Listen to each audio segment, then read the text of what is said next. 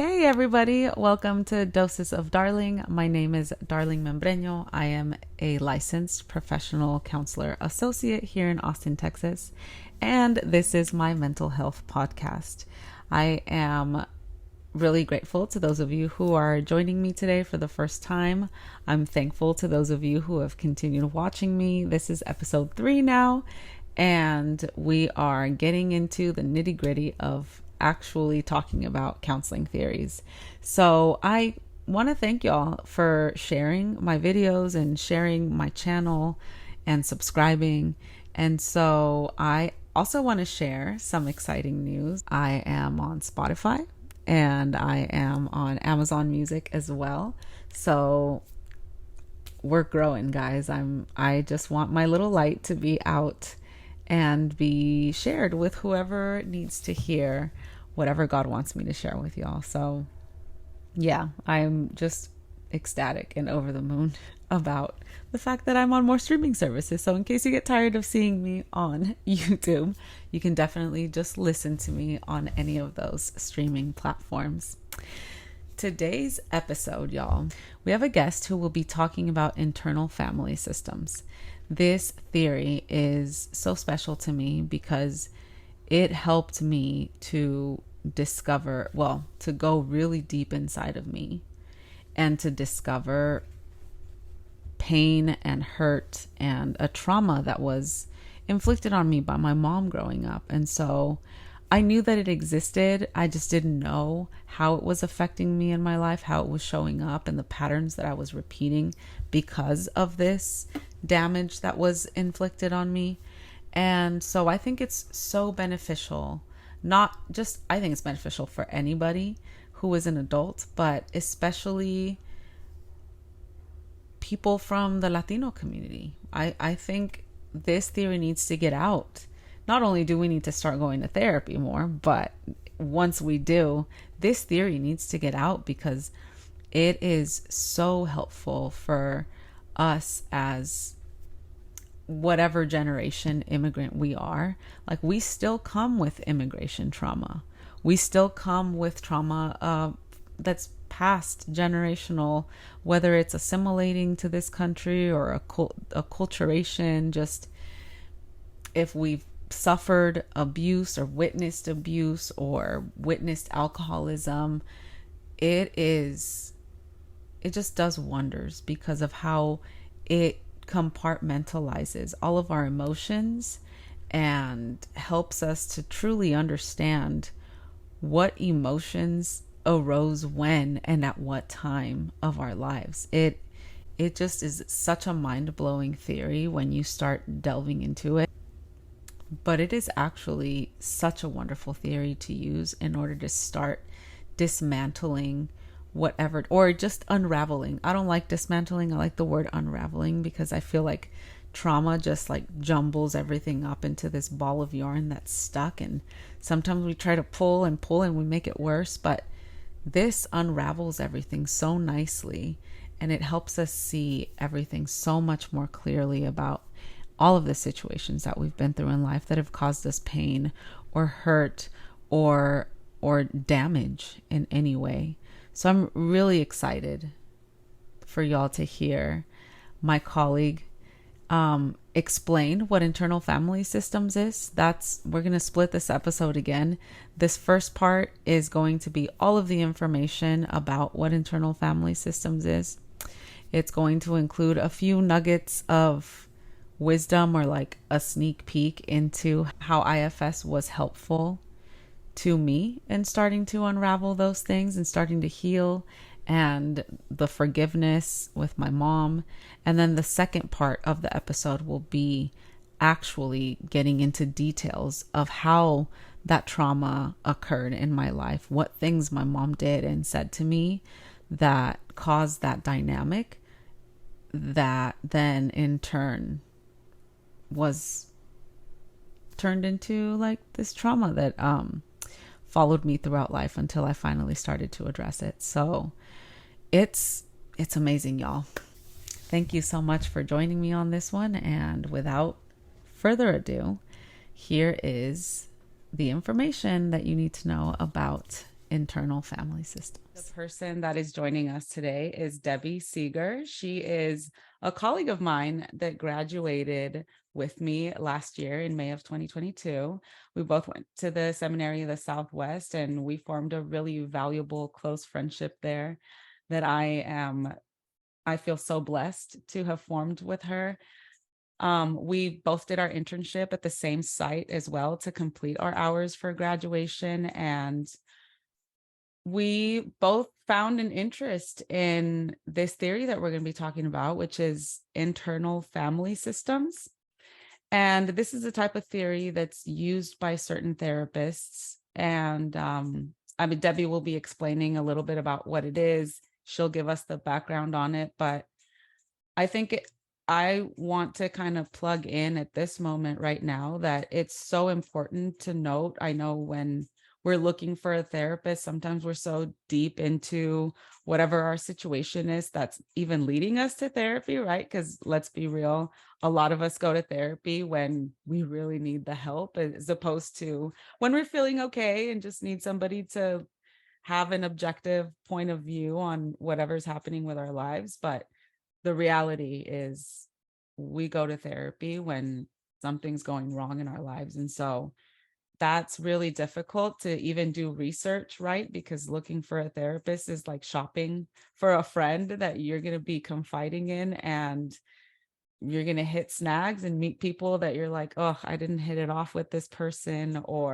And so then if you don't hit it off with their personality, you also have to think about, okay, well, what theories do these people adhere to? Do they work with anxiety? Do they work with depression? Do they only work with couples?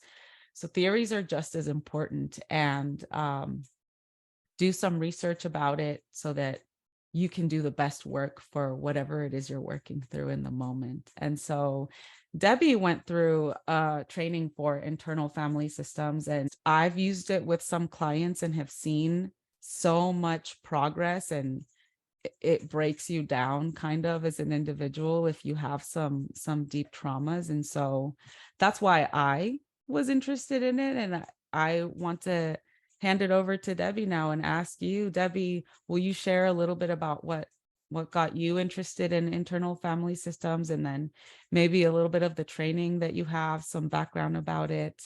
I'll give you the floor.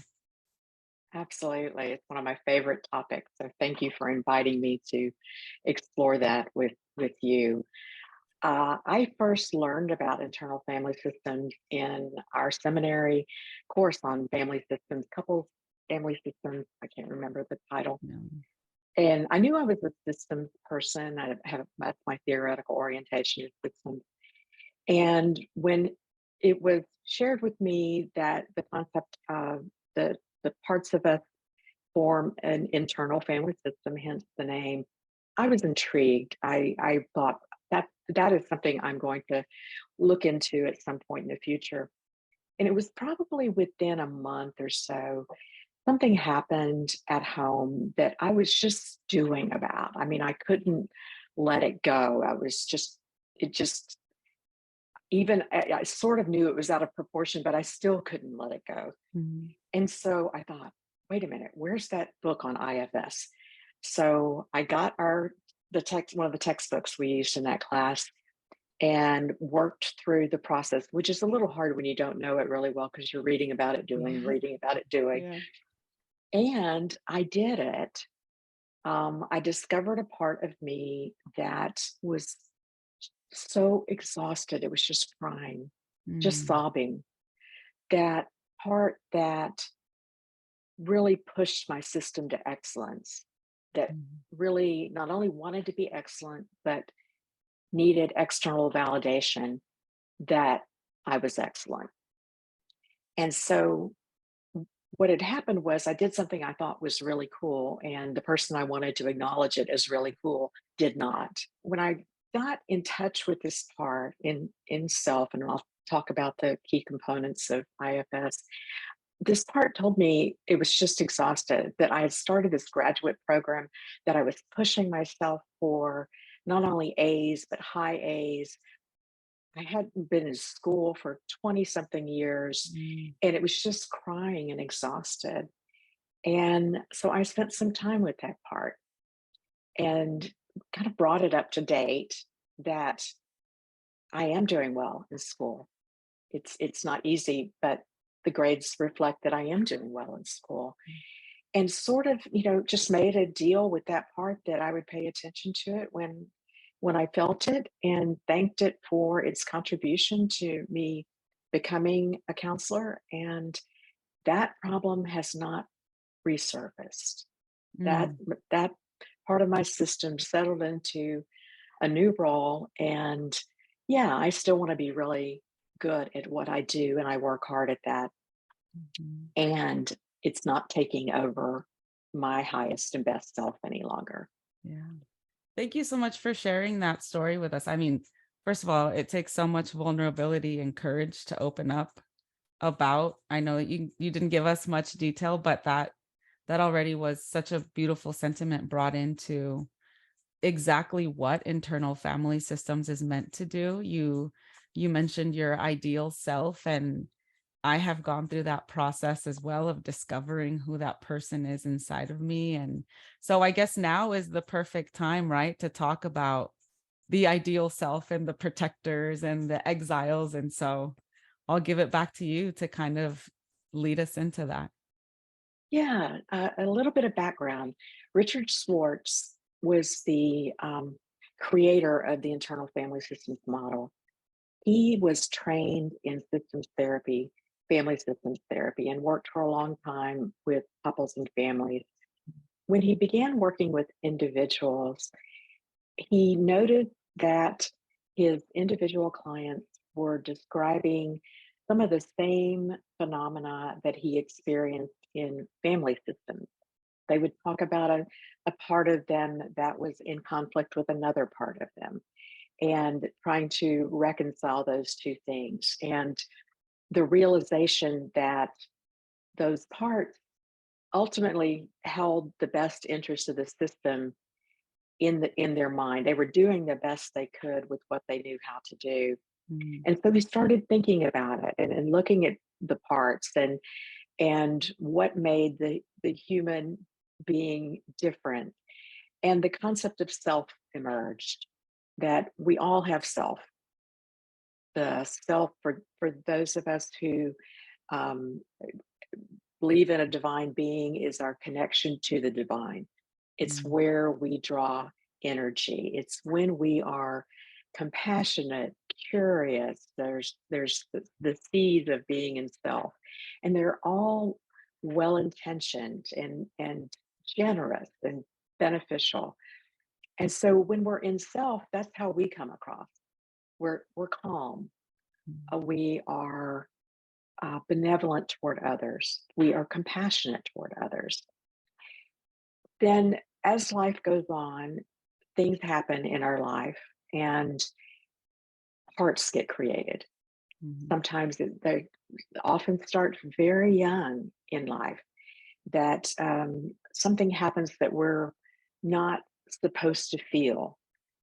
It can be a source of shame. In a lot of families, a child expressing anger is not tolerated. And so there's a part created that knows it cannot express anger because that's unacceptable. And those we call exiles. They're wounds from the past that never get brought up to date. For example, if 5-year-old Debbie could not cry because crying was just not done in our family, Debbie at my age knows it's okay to cry. And if I can let my protectors relax enough, I can work with that young part to say, it's okay now. I know. I want to hear your story. I know that must have been so hard for you. Let's talk about the way things are now. mm, So, witnessing it, that it's validating it, and then updating it to bring it into the present so that it can be a part of a healthy system. mhm. There are parts of us that are created. Oh, I'm sorry, darling. Oh no, I just I want to let you finish your thought and then I'll ask my question. Okay. There's parts of us that are created to help us manage the pain that that young part might experience. And there's two different kinds. One is a manager that is always on the job, is constantly managing the situation in a variety of ways. I'm a planner. I have a big planning part, the part of me that wants to know what's coming, how the day is going to go, um, so that I can make sure everything happens the way it's supposed to. Uh, Other parts are firefighters. They're not there all the time. They come swooping in to distract if anything or anyone starts getting too close to that little young part that it might expose it.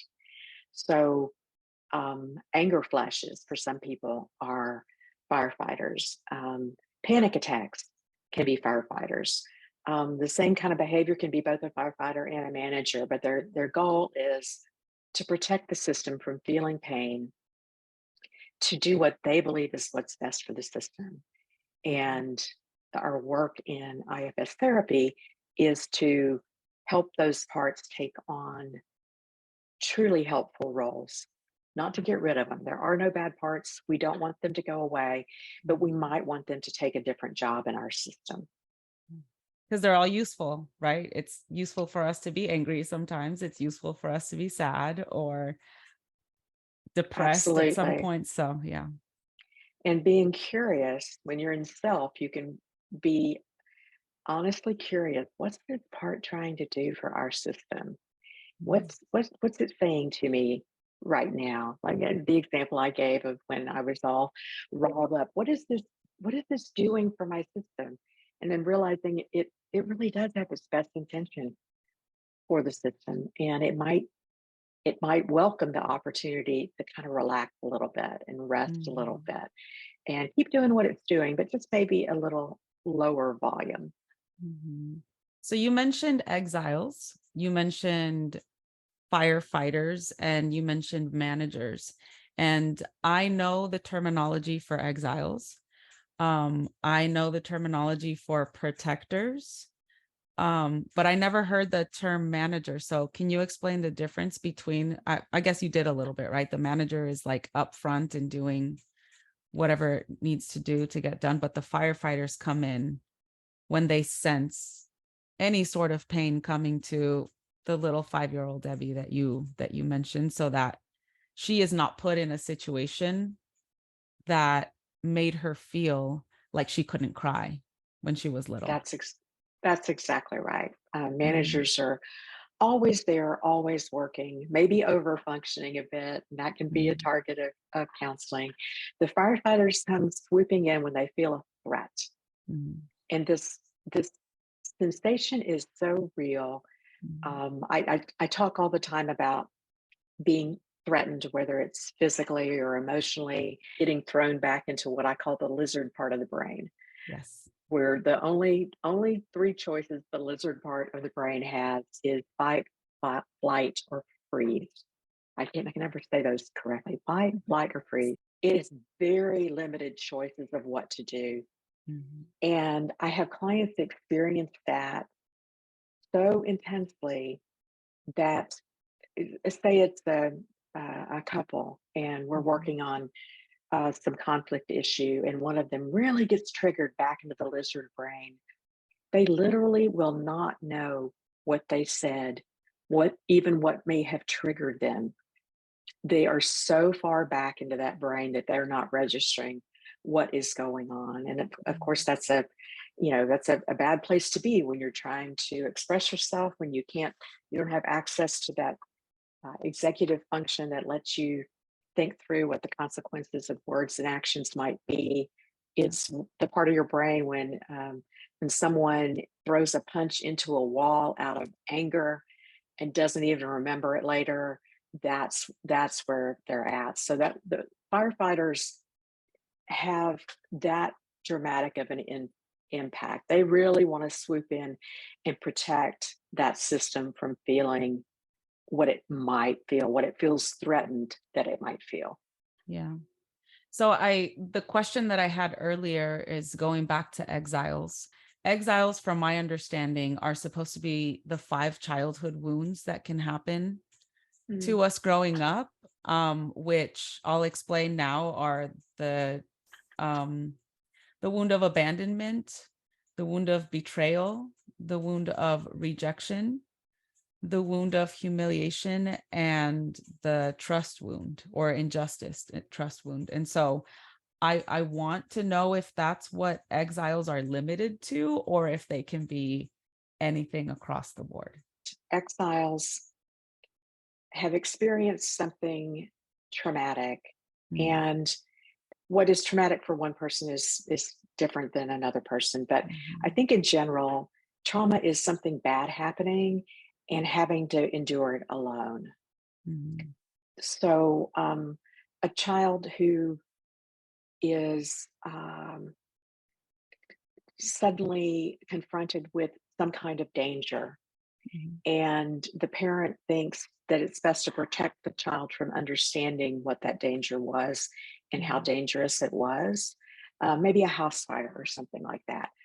And so they're protecting the child. They think they're doing what's best. But what it leaves is that little child alone with something the child knows is traumatic. I mean, Mhm. a baby knows what trauma is, and no one to talk with it, no Mhm. one to share that with. They're alone metaphorically, and Mhm. that part gets locked there. Self, our highest and best self, moves through time, Mhm. but these exiles get created and they don't move through time until there's an intentional work to do that, whether on our own or with a therapist. They stay locked as that terrified, alone child. Mhm. And so all of the five that you mentioned could definitely fall into a trauma category. But that's Mhm. what I think of an exile as. They experience a trauma and they're left doing it all on their own, Mhm. and they don't know that circumstances may have changed for them. Yeah. Yeah. So it remains stagnant in that age when that happened. So if and when people start doing this work, you'll realize that that part of you that's always crying, Debbie, you mentioned a 5-year-old Debbie. Mine is a 4-year-old. Other people's can be a 3-year-old when that happens. So then you start having conversations with these parts of you. Do you want to share a little bit about that, how that goes once people start delving into and finding out and discovering these parts within themselves? Yeah, I described it to a client once as if if a part of you believes that locking this child in a closet is going to keep them safe from the tornado, and they're holding on with all their force to keep that child safe. If they get stuck there, they never realize that the tornado threat has come and gone, that there are clear blue skies outside and it's a beautiful day. They're stuck holding for dear life Mm. that door shut. And usually or often, what's behind that door is something that holds shame. That's the most powerful. And shame is something that we will fight desperately to keep anyone from knowing. Mhm. And our protectors, both the managers and firefighters, will work so hard for that shame to not be revealed. Mm. And in internal family systems, we think of shame is typically at the root, and that anxiety and depression are really symptoms of that part that is holding shame. I worked with a client. She presented as extremely anxious, Mm. and when we talked about her her family situation, she had reason that many of us would find to be anxious based on that family situation. So Mm. we worked through that, and that involved a lot of um, what's the part trying to do, and in the practicality of creating a safety plan for her. Mhm. So we kind of got that, and then started talking about where some of her parts might have originated, what they were doing for her.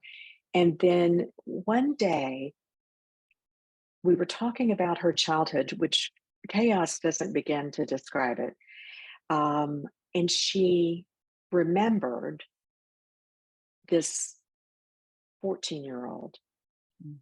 whose brother had sexually assaulted her. Mm. And we worked with the her protector parts, primarily anxiety, the part that would cause the panic attack rather than think about that. Mm, Worked with them to soften down and say, we don't want you to go away. mm, Could you just maybe step aside and let us spend some time with that 14-year-old? mm, And we did. And in after some work, the 14-year-old felt heard because self was listening at what it was like for that 14-year-old to be assaulted by her brother, to not know she could not share that with anyone, that her family, as chaotic as it was, would be even worse. She couldn't share it with anyone. mm, And that shame was so powerful. mhm, And that part got comfortable with self and trusting enough to say, yeah, I'm ready to let go of that. And mm, sometimes we invite clients to let go of their exiles by putting them in the ocean or giving them to fire. Um, she wanted to give that burden to God. And she physically stood up and just made this gesture of lifting mhm, her hands up and mhm, letting it go. And when that happens, clients often describe a feeling of lightness. mhm, I just feel lighter. mhm, And from that day forward, she had some other things to work on, but from that day forward, that exile was happy and content and knew it was in a safe place and was deserving of that safety. And she really turned the corner mm. in that time. That is, that's huge. That's huge. And that's so awesome that you helped guide her in that direction after having kept that traumatic experience for so long just to herself. It's such a privilege for me as a counselor to do that. I know Mhm, it's, as you know, it's not, you don't always get to see that. Sometimes you plant the seed and you just trust it's going to blossom somewhere mhm. down the roads, and being able to see that transformation, just a physical look of lightness for her was such a privilege. Yeah. So you mentioned that we don't want to get rid of any of those parts. What does it mean then to give these exiles to fire or to water or to God, like your client decided to do? And where, if they're not disappearing, um, when and how do we give them a new role to play within us? Yeah, the exile doesn't disappear. What we're getting rid of is their burden. Mm, We're unburdening the exile. okay. And so when that happens, I circle back to those protector parts and make sure they know that exile is safe, that exile is feeling good, Mm, that exile wants to stay with self in the present, and then ask the protectors, are you comfortable now? You've been working so hard doing your job. mm, Would you like to do another job? Is mm, there another part of the system that you would like to focus on, and see if they would like a new job? mhm, We know that anxiety and stress can actually be productive if we can keep it in the productive range. mhm, And so we don't want it to go away. We mhm, want that little edge of, helping us do our best. Maybe, we do those extra 10 minutes of exercise because we want to be good at it. yeah. But we ask them if what they would like to do and what job they would like to take. And then the exile, the exile can just linger where it wants to. I've Mhm, had an exile not want to come into the present, but to go be with their grandmother, which was a safe place and a nurturing place for them. mm, mhm. And the client just thinks of that picture of that little exile as being cared for, well Yeah, cared for. yeah. So I guess this then leads to the next question of every therapist does it in a different way. And you mentioned the workbook that we had in our couples, family systems, and whatever the rest of the name of it was. I use that workbook as well, because there's a whole dialogue, right, that you can Yeah. follow to bring up Yeah. all of these different parts of you.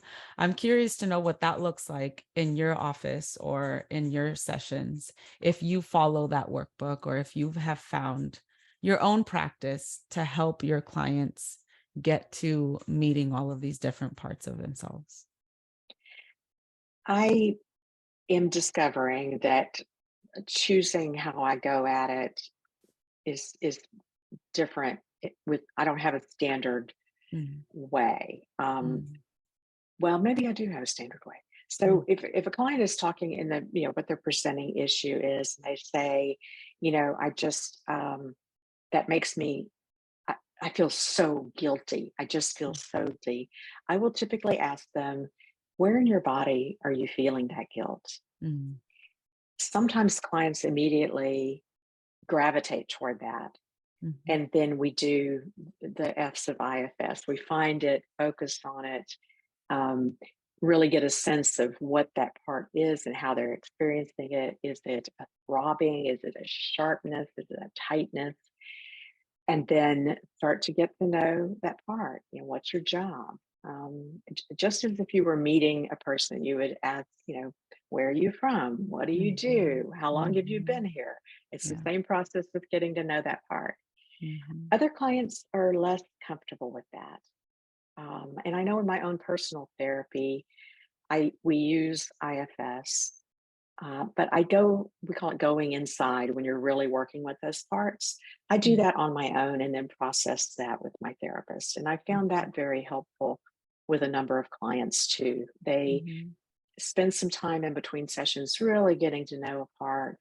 And then we kind of process what that means in our sessions and what would be helpful for them to do between sessions. mhm. Yeah, because it can be awkward. I remember my introduction to internal family systems was actually before that class. Mm, It was in 2020, right before the pandemic. I believe I started going to my own therapy, and I just so happened to I didn't research this woman. I didn't know what IFS was beforehand. I didn't do the work that I recommended that people do at the beginning of this. But I was in a situation where I needed to talk to somebody and find an objective point of view. And she just so happened to be certified in IFS or trained in IFS, and brought that to me during our first session because of the things that I was dealing with. And so I mention all of that to say it can be an awkward process in however it happens, because the way that this woman did it with me in session was she had me close my eyes, and she asked me a similar question. I have dealt with anxiety my whole life, and so that was what I was there to address. That was my presenting problem in that moment. And so she said, okay, think about your anxiety. Think about the things that make you feel anxiety, and where do you feel that in your body? So she did ask me that question. And I think I told her I felt it in the pit of my stomach and in my shoulders. They just got really tense, and that my body just got really cold inside. She said, okay, mm, let's go with that feeling. And at that point, we didn't even discover my anxiety. We discovered a whole other part of me that reared its head. And I started asking it questions, right? And so she gave me the option: you can ask them out loud for me to hear them, or you can just ask them internally. And so I guess I want to backtrack a little bit. I don't know how many of my viewers are Disney fans, but I'm a huge Disney fan. And if anybody's watched the movie Inside Out, that's exactly what internal family systems is. But sometimes you don't see them as little versions of you or adolescent versions of you. Sometimes they appear to you as a color. Sometimes they really just want to be a feeling inside of you and not show you anything else. Sometimes they won't talk back to you because they're not ready to talk to you. And so you go through all of these different things. And I'm still in the process of doing IFS with myself the way that you do, Debbie, and then take it to my own therapist and say, oh, well, I tried to talk to this part and they turned their back on me, or they said this and this and this. And so I actually came to this realization because of it. And so it does feel kind of weird because you're having this conversation with essentially another person inside of you, another being inside of you that was created from traumas that happened in your life. And so it's a really curious, weird, wonderful process all at once, because then you do get to meet your higher self. And so I think this is like the perfect point for you now to explain how people get to encounter their people. I've heard ideal self, I've heard core self, I've heard just self with a capital S. You can explain what you like to call it, and then how people can get there to be their grounded ideal self. Yeah. IFS uses self with the big capital S, and people kind of identify that with different ways, and sometimes it takes me a little while to help them see. And one of the techniques I use is, um, if you're looking at your finger, you can look at it here, or you can look at it here. Self is looking at it from here, where you have perspective and you see you're bigger than these parts. The parts are all important and they're all working really hard, but our system is best led when it's led by self. Some people come to it from a spirituality standpoint, which is lovely also. They see that as their connection to the divine and a benevolent look at the system in the parts, and just the knowing that each of those parts is trying to do something good for the system. One of the techniques I've used with clients to help them really build up self is some self-compassion work. Kristen Neff's work in self-compassion to really get in touch with, suffering is a part of the human condition, but it doesn't define me. It joins me to other people that are part of the human system. I found that kind of helps become get self bigger, if you will, because part of the process of IFS is recognizing that we can become blended with these protector parts or manager parts. And then we start speaking as the part. And what we want to get to is speaking from self for the part. And first, you have to unwind and working on getting self bigger is part of that equation. Working on the part relaxing and feeling safe and that we don't want it to leave is another part of the equation. So self is compassion. I like to say curiosity, because I believe if you can stay curious about something, then you hold open all kinds of possibilities. So in my own work, when I feel I've got a particular place, I feel a particular part, and can I be curious about what that part's doing for me? What do you need me to know, self to know right now? But some people have never found their self when they find themselves in our offices, right? They didn't even know that there was a self there. And they're so I'm blended. one of those people. Yeah, I until the moment I started working on my trauma using internal family systems, I discovered I had been, you said speaking, I'm going to use the word operating through life with or from my sadness and from my anger. So those were the only two extremes that I would ever get. And so my anger led me to being depressed all the time. Or sorry, my sadness led me to being depressed most of the time. And if I was not depressed and I was actually driven to do work and to, because I got to this point in my life somehow, right? Even though I was driven by those two emotions. Right. I still haven't deciphered which of the two was a manager and which of the two was a firefighter. I think my anger was a firefighter and my sadness was a manager, because it was at the forefront most of the time. So like, think of it like, who's driving the car right now? Sadness was driving the majority of my life. And then eventually, when I became an adolescent, anger came into play, and Mm. she manifested. I say she because then we'll get into what she looks like later on and how I perceive her. But when she came into play, I was an adolescent, and she manifests more as high anxiety. Mm. And so that anger that I have been repressing and holding inside and not voicing, because it wasn't okay to be angry growing up, um, just sent all of this cold and tension and pit of my stomach, like knot of my stomach feelings. But those were the only two that were operating for me. And I had never heard of, at least in this terminology, myself. And then had to go on a journey after that to discover, who is that self inside of me? Mm. Does it even exist? Do these parts know that it's there? And then I had to start doing the work to grow her so that these parts wouldn't flood me. And so I'm curious to know your experience, either personal or client, of the discovery of self.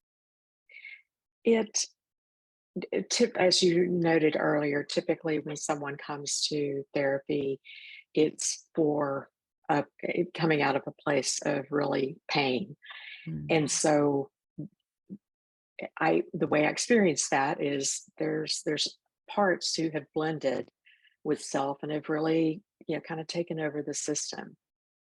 And so often by using that description of part blending with self and taking over, they can start to experience that they are not anxiety, they're experiencing anxiety. mhm, They are not depressed, they're experiencing depression. mhm, And when we can put it into those words, I think that's when the concept starts to take hold. mhm. But so often, as you know, this blending has can be decades in the making. Yeah. It's powerful. It's not going to go, oh, you're right, I'll step back. It's just not going to do that when it's Yeah. so entrenched. And so helping conceptualize that, just like you say people have cancer, they're not cancer. Mhm. Um, Right. People, yeah, experience feelings of depression, you're not depressed, and Mhm. helping them kind of start to separate that, Mhm. and then exploring what the part that is feeling depressed, its history, Mhm. and simultaneously giving them, like I said, I like to use mindfulness, self-compassion, to help them get really inside self Yeah. and intentionally kind of blow it up, grow it up, Mhm. lift it up. Yeah. And it takes time. Yeah. And self can That evolve said, too. Yeah. yeah, absolutely. Self definitely moves through time. Um, I've said it takes time. Some of the most rapid change I've seen has been through parts work and people really identifying what the good intention has been and where that exile formed. And it feels like it's slow right up until it's fast. And Mhm. then it really moves. Yeah. Yeah. Myself has evolved. I remember when I did go to that therapist, she brought the concept of self to me, and I was like, well, I don't know what she looks like. And at that moment, I think I felt like I was fighting a battle. And so myself appeared to me as Wonder Woman. And that's who myself was for a while. And then I started getting in touch more with my cultural roots and healing things from my Latino upbringing and perspective. And that Wonder Woman turned into this like Aztec warrior princess with the headdress, and I like love that. she was amazing. And so, but still a warrior, still needing to fight something. And that actually dawned on me a couple of days ago as I was thinking about this episode coming up and what we were going to be talking about, and how I was going to be sharing my experience with internal family systems, where I hadn't really checked in with what myself is currently, because I've been doing so much growing in the last half a year. I just haven't stopped to pause and realize what that is until a couple of days ago. And I love water, Debbie. I love swimming. I'm always talking about going. I mean, I'm from California, so the beach is a huge part of my life. Absolutely. And myself is now this mermaid that's just happily flowing and swimming and taking things as calmly as possible. And I absolutely loved that image, because I don't feel like I'm resisting or fighting against anything anymore. And I think this is probably the most authentic self that I've ever encountered on this journey of getting to know myself and unraveling all of these traumas through this theory that I love so much. And so yeah, I'm so happy that this is the first theory that we're talking about, because yeah, it's just a magical thing that can happen if and when it works for people, because it's not for everyone, right? Yeah, I have some, I've been trained in a number of things, and IFS is my favorite. But some people, I think in particular, people that have really, really active firefighters in IFS term, um, have can have a hard time holding self. These Mhm. I long long time client, but I could almost picture these. We would be working on understanding the part, and another part would swoop in. Mhm. And okay, well, let's ask that part to step Mhm. back, and we could do it, and then another part would swoop in, and it was just this image of arrows coming all the time. Mhm.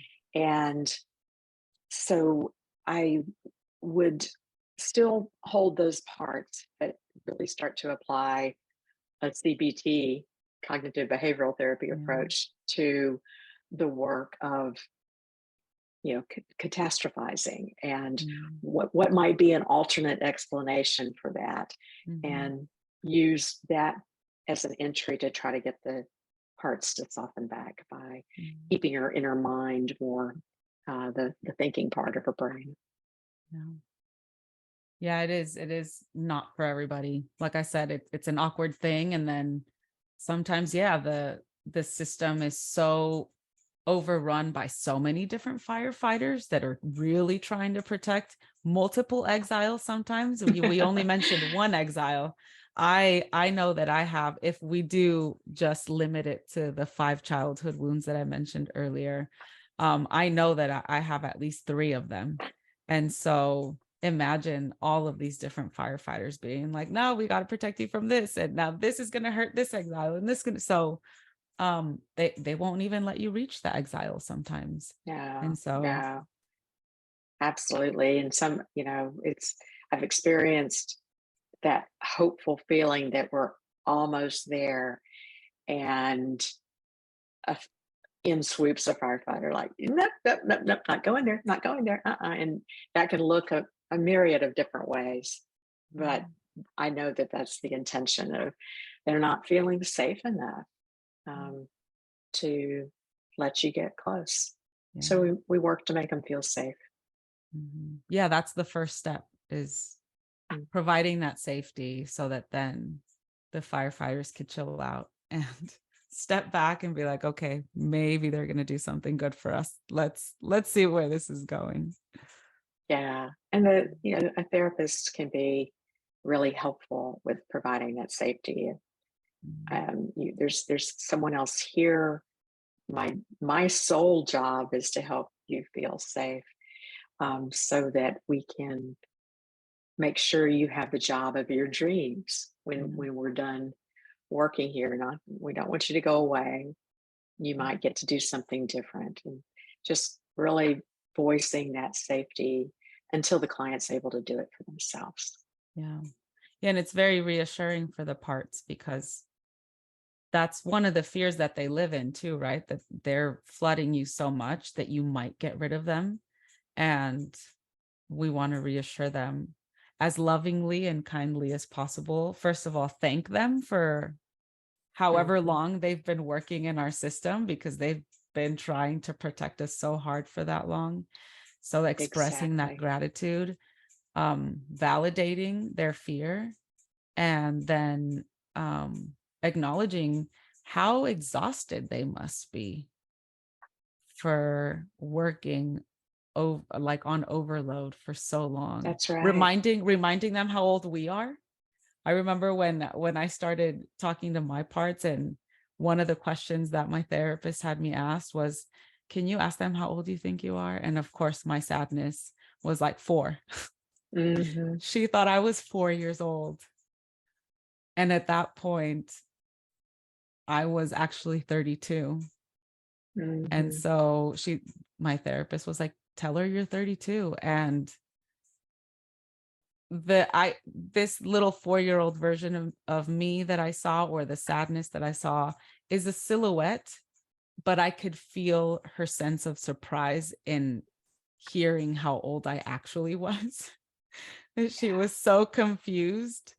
But then going back to, I was operating when I was sad. I was operating as a 4-year-old sad child. Absolutely. I've had a client that was prone to really big anger outbursts.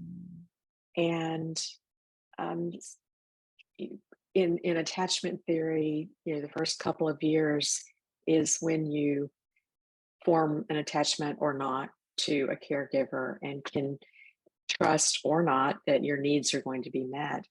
And her first 2 years, most people don't remember, but all the indications were that they would be very chaotic, very stressed. There was a lot of conflict, a lot of chaos. And so when we were able to talk with 2-year-old part, one of the things that made the biggest difference was the self telling the part, we've got words now. We don't have to scream. We've got a vocabulary now. We can express ourselves now. And that was just a revelation of, I I have words I can use. And that little part was brought into the modern era, if you will, Yeah. knowing that I've got agency that I didn't have 40 years ago. Yeah, some deep, deep stuff when you start going Yeah. through this theory and working through traumas in this way. I think one of my favorite parts of it is having established the rapport with those different parts. And then this was what my therapist recommended, and I recommend my clients if we end up using IFS, is having a meeting with all of these parts in the morning with the Yes. self at the head of the table, and being like, all right, y'all, I see all of you. I want to thank you for almost every day, right? Like, that's the work that you don't need to do it for the rest of your life, but initially is so, so helpful in laying the groundwork for yourself to continue being the driver while everybody else is in the back seat and not Yeah. flooding you or not blending with that self, is that I would have that meeting, and I did it while I was brushing my teeth every morning after I started I love discovering that. all of the different parts. I would go into myself, which at that point was my Aztec warrior princess girl, and I would sit at the head of the table or stand at the head of the table and see all of the different parts I had discovered and talk to them and say, okay, we're gonna have a good day today. Anger and sadness, I know that y'all like to take over. Just tap me lightly on the shoulder if something triggers you.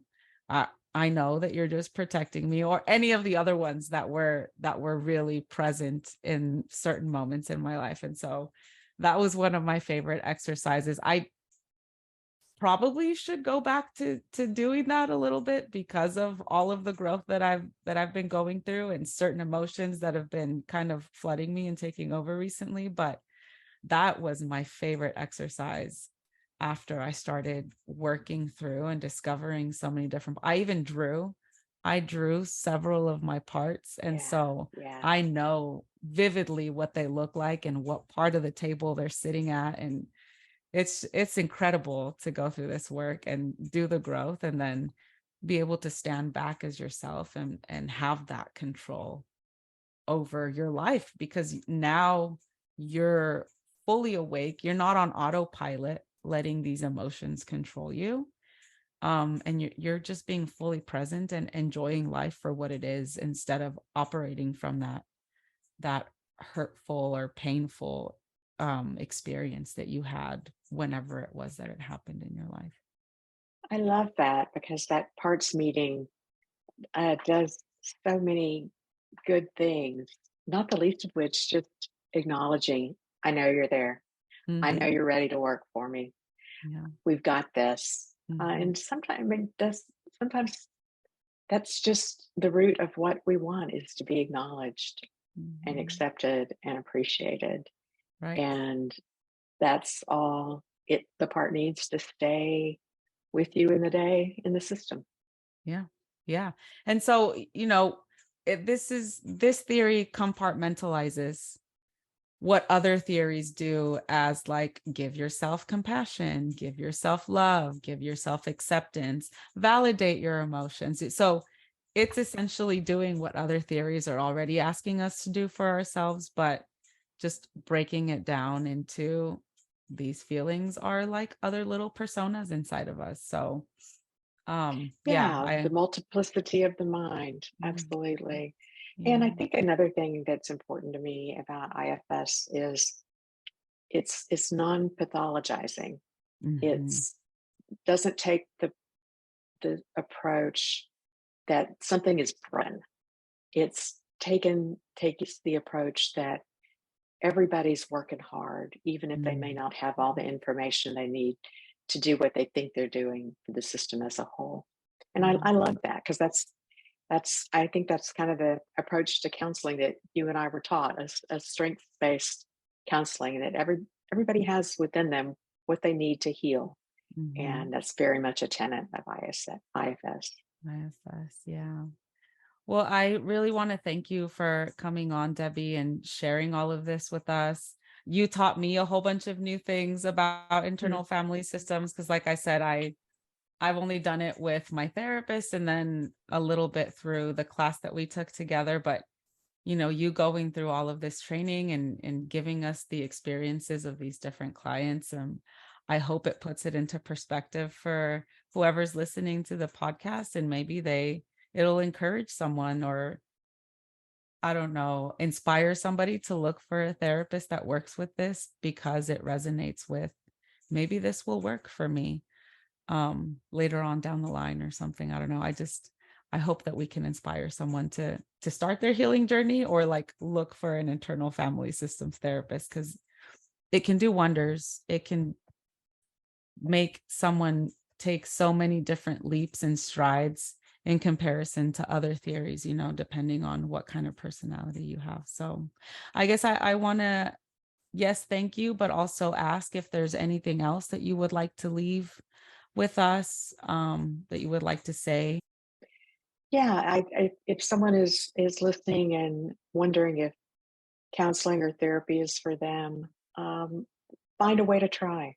Mhm. It's you don't need to walk through whatever you're walking through or being drugged through alone. There's someone who can be a good fit for you and really connect with you and help you know that you're not alone. As I've really come to believe trauma is something bad happening and having to and feeling alone and facing it. Yeah. And a therapist can be really helpful in not feeling alone. Yeah. Thank you for mentioning that. I have mentioned it previously, and I say, look around and build your tribe, and don't go Mm, through this journey alone. But I do recognize that sometimes people just are not at the point of trusting those of the people that are around them, whether they're family members or friends. And I want to thank you for bringing that to the table, because if you are at that point, a therapist would be then your next step, right? If you feel like you have nobody else to turn to in your life to help through this, then a therapist is the next best thing. And you won't be alone. We will create that safe space for you to feel as comfortable as possible, and for you to be able to be vulnerable without feeling judged, without feeling criticized or ashamed in any way, because ultimately we don't really have any link to you that would get out into the world. And so it's the next best way for you to find that support. So thank you so much for sharing that, Debbie. yeah, shame is such a powerful emotion, and the thought of sharing something, a part that is feeling that shame with someone that you're going to see every week, every month for the rest of your life or something, Mhm. um, can be a real deterrent. And with a counselor, you come, you get better, you leave, Mhm. and only you in self can choose who you share that journey with.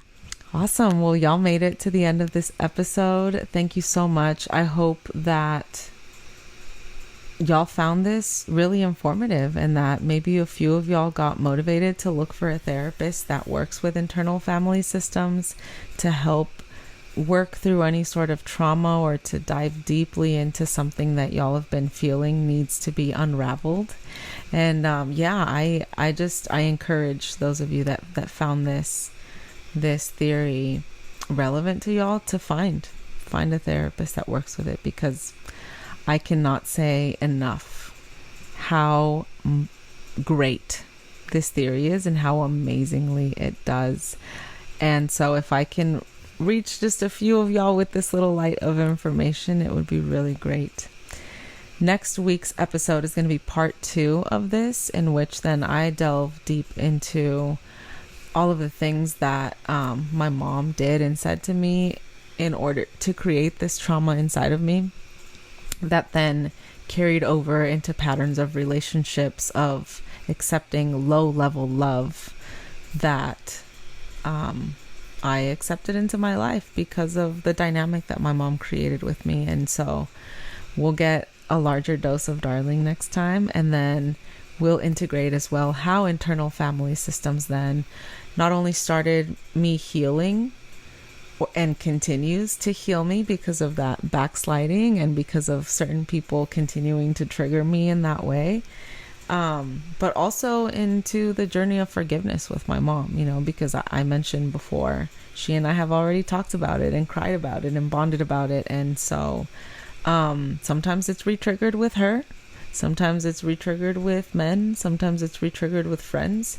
And so doing the work continuously is what's helped. So we will get to see exactly how that works and how it's worked in my life in the next episode. So see y'all for part 2 of episode 3, internal family systems, next week.